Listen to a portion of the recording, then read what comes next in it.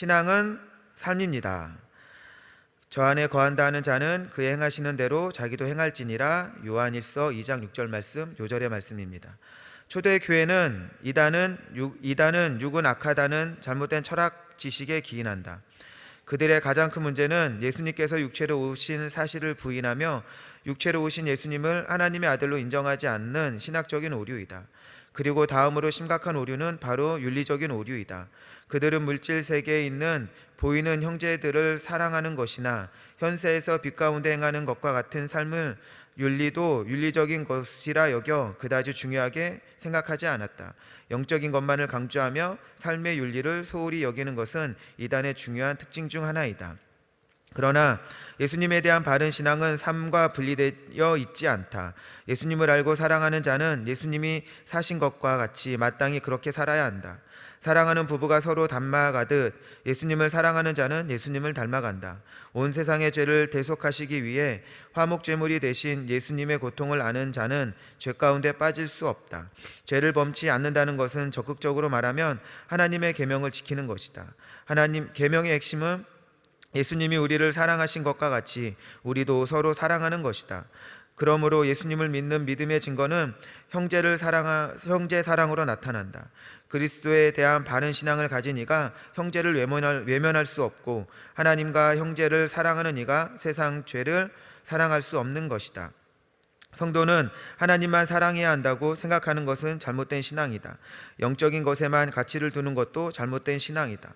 신앙과 삶은 하나이다. 참된 신앙은 사람을 위해 이 땅에 육체로 오셔서 자신을 희생하신 예수님처럼 사람을 사랑하는 삶을 사는 것이다. 이것이 바로 성령께서 우리에게 가르쳐 주신 진리이다.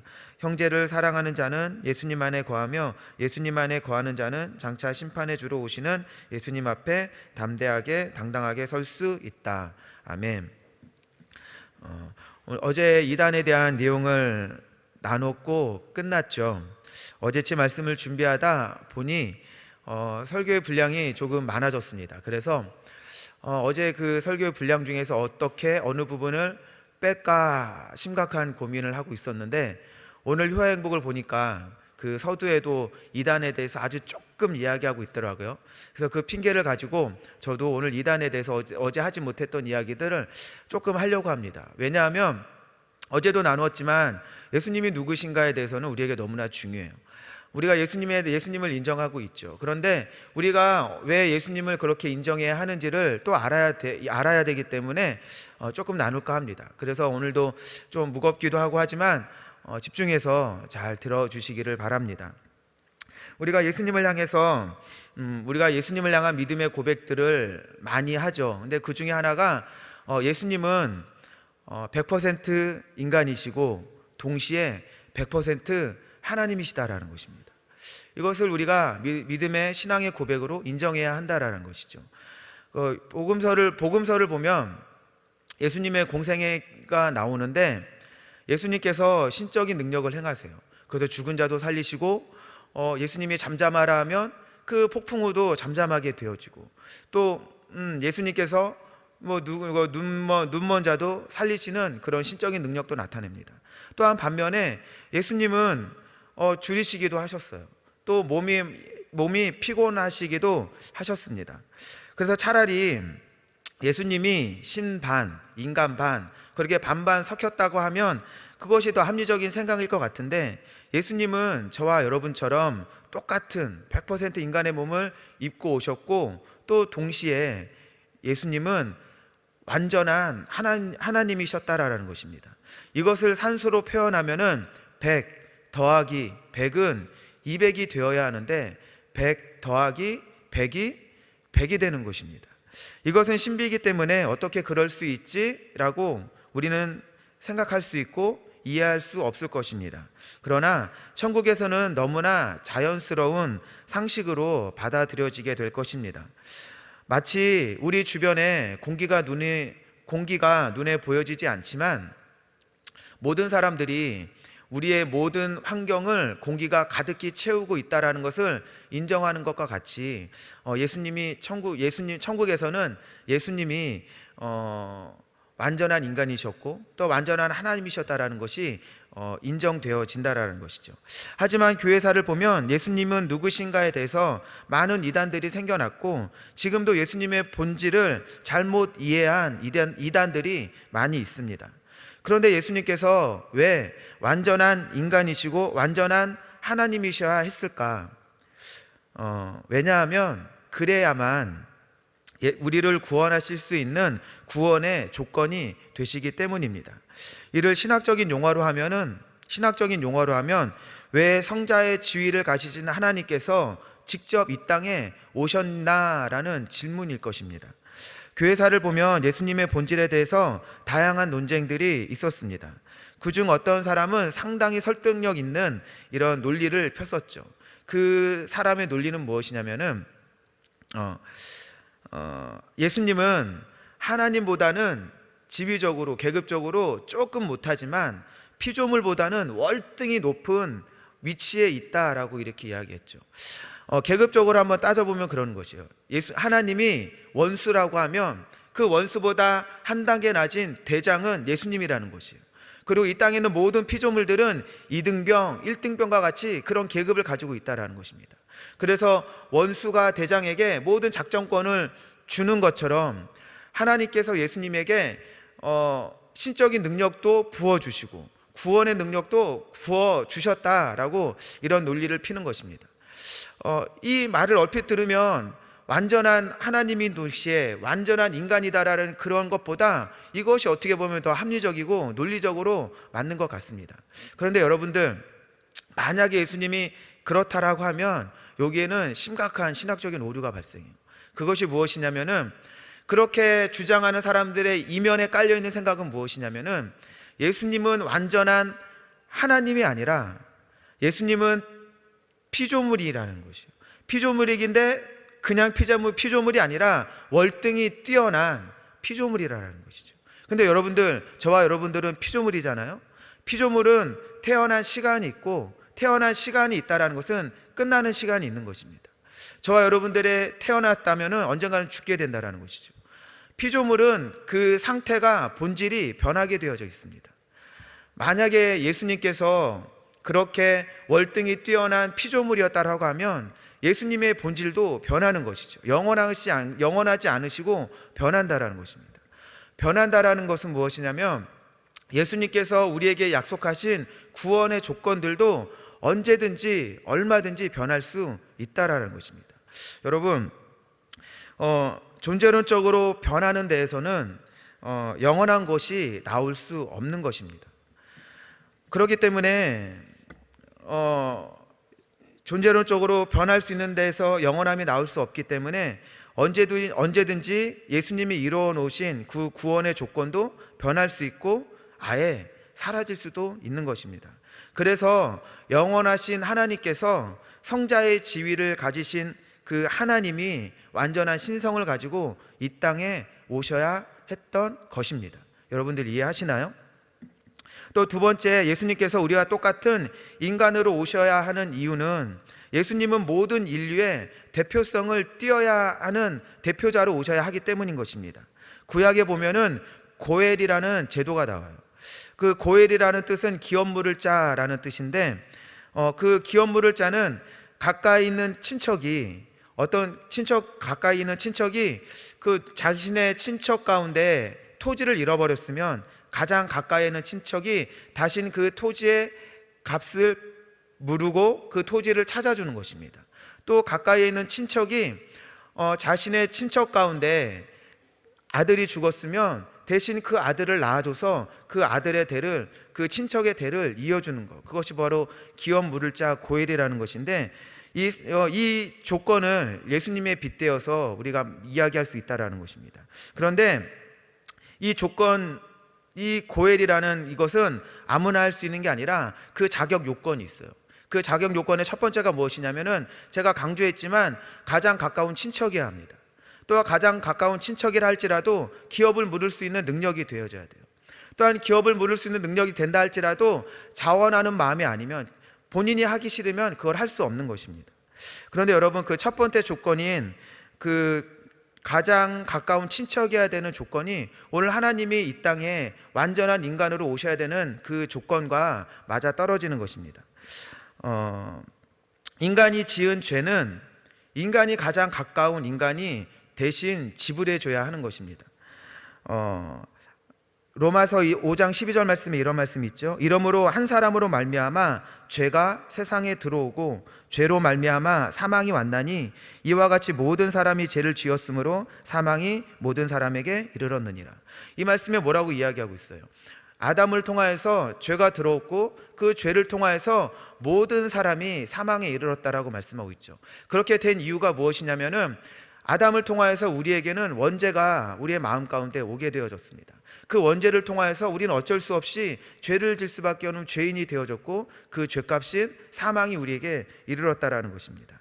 그런데 사랑이 많으신 하나님께서 우리의 죄를 그냥 사해 줄 수 있는 능력이 있죠. 그런데 그렇게 하게 되어지면 공평하신 하나님, 공의의 하나님의 속성에 어긋나게 되는 것입니다. 왜 그러냐면은 만약에 사탄도 하나님 앞에 범죄하였죠. 하나님 앞에 루시엘이라는 천사로서 하나님을 섬겼는데 반역함으로 인하여서 루시퍼 사탄이 되었잖아요. 그런데 만약에 그렇게 사탄도 죄를 졌는데 사단은 죄를 용서하시지 않고 인간의 죄만 용서한다라고 하면은 공평하신 하나님, 공의의 하나님에 어긋나게 되는 것입니다. 그래서 어떻게 해야 될까요? 인간과 가장 똑같은, 가장 친척과 같은 그 인간이 와서 대신 그 죄값을 치러야 하는 것입니다. 그래서 로마서 5장 18절 19절에 이런 말씀이 있습니다. 그런즉 한 범죄로 많은 사람이 정죄에 이른 것 같이 의의 한 행동으로 말미암아 많은 사람이 의롭다 하심을 받아 생명에 이르렀느니라. 한 사람의 순종치 아니함으로 많은 사람이 죄인 된 것과 같이 한 사람의 순종하심으로 많은 사람이 의인이 되었느니라. 자, 보시기 바랍니다. 아담으로 인하여서 모든 사람들이 죄를 범하였어요. 그런데 두 번째 아담, 예수님이 이 땅에 와서 한 의로운 행동을 통하여서 그 의로운 행동을 통하여 모든 사람들이 의에 이르고 하나님의 그 천국에 이르는 하나님의 은혜가 임하였다라는 것입니다. 두 번째 아담이신 그 인간, 두 번째 아담, 그 예수님께서 인간의 몸을 입고 오셔야 하는 그 이유가 바로 여기에 있는 것이죠. 그런데 두 번째 고엘의 조건에 보면은 기업 물을 능력이 있어야 된다라고 이야기했습니다. 죄인은 자신이 지은 죄값을 치러야 하기 때문에 죄인의 모습으로는 다른 사람의 죄를 대신 치러줄 수 없는 것입니다.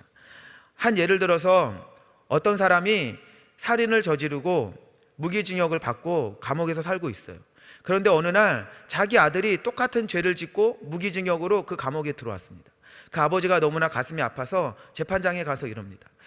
재판장님, 제 아들이 인생이 너무나 불쌍합니다. 그러니 그 아들의 죄값을 제가 감당하겠습니다. 그러니 제 아들을 석방해 주십시오 하면 그게 가능할까요?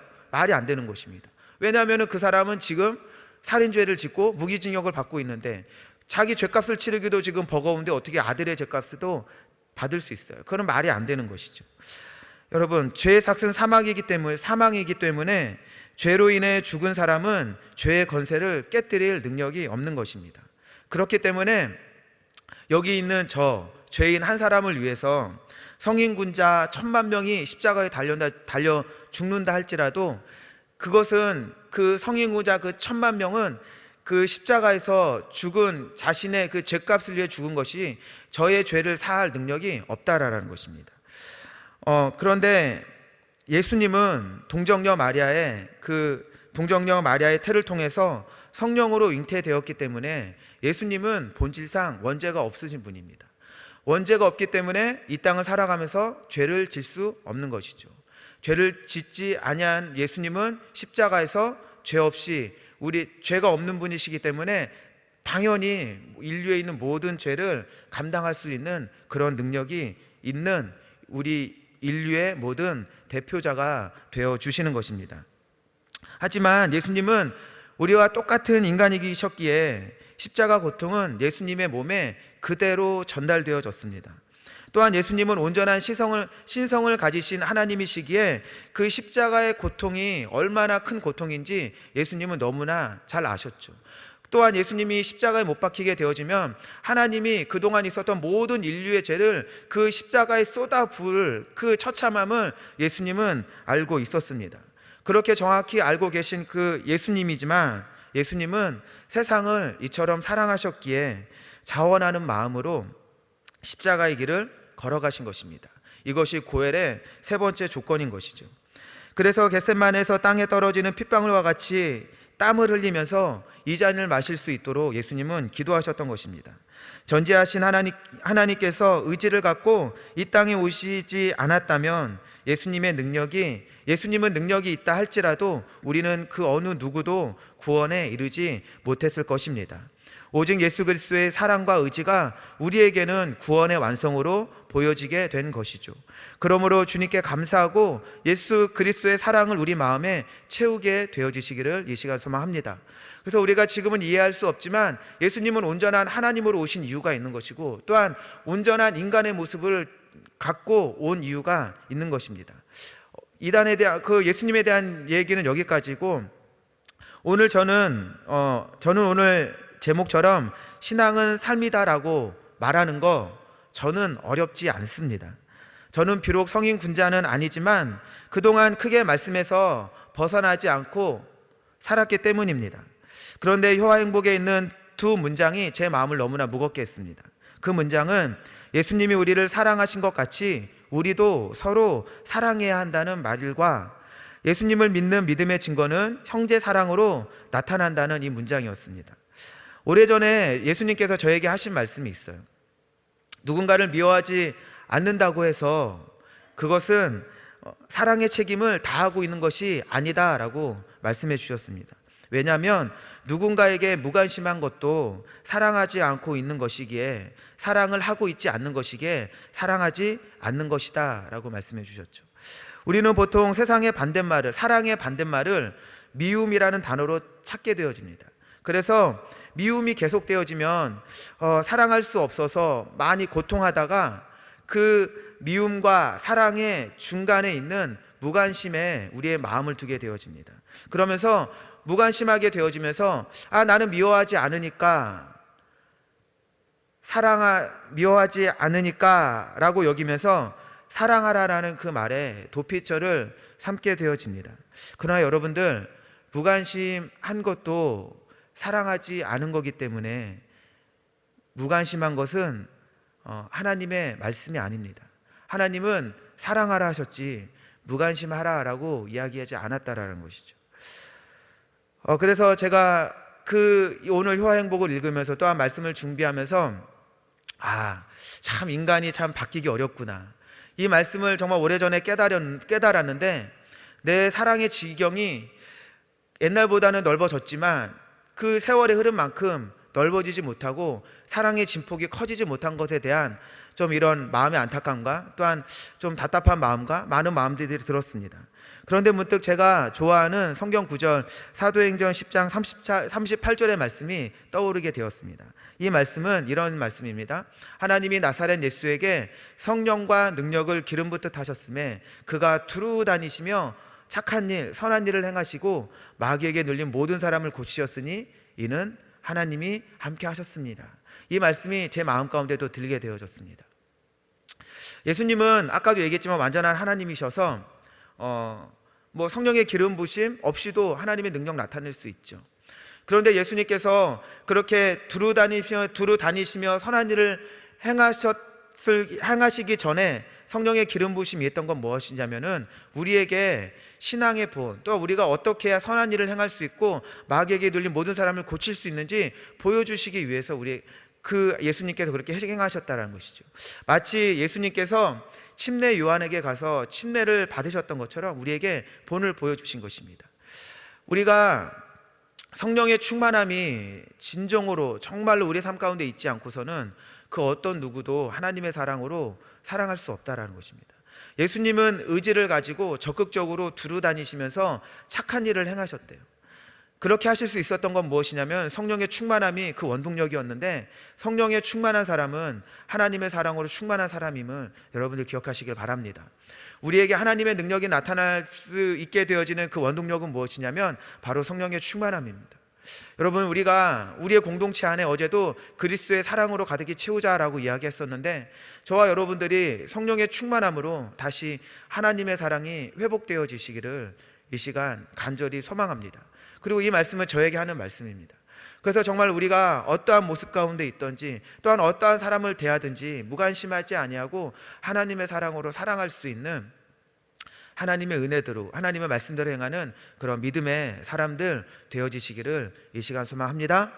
이 시간 기도하도록 하겠습니다. 하나님 아버지, 오늘도 짧은 시간이지만 하나님은 누구이신지에 대해서 나누었습니다. 하나님께서 의지를 가지고 이 땅에 오시지 아니하였으면 이 땅에는 그 어떤 사람도 구원받을 수 없는데, 하나님께서 세상을 이처럼 사랑하여서 자신을 내어주심으로 우리를 살리시고 우리의 구원자가 되어주셨습니다. 날마다 그 은혜를 기억하면서 우리가 또한 하나님의 사랑을 채우기 원합니다. 다시 발견하며 성령의 충만함 가운데로 나아가기 원합니다.